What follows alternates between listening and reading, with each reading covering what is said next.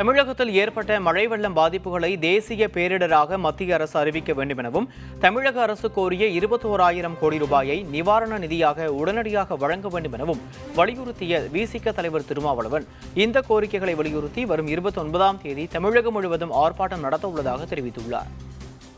இந்திய ஒன்றிய அரசு இந்த பாதிப்பை தேசிய பேரிடராக அறிவிக்க வேண்டும்.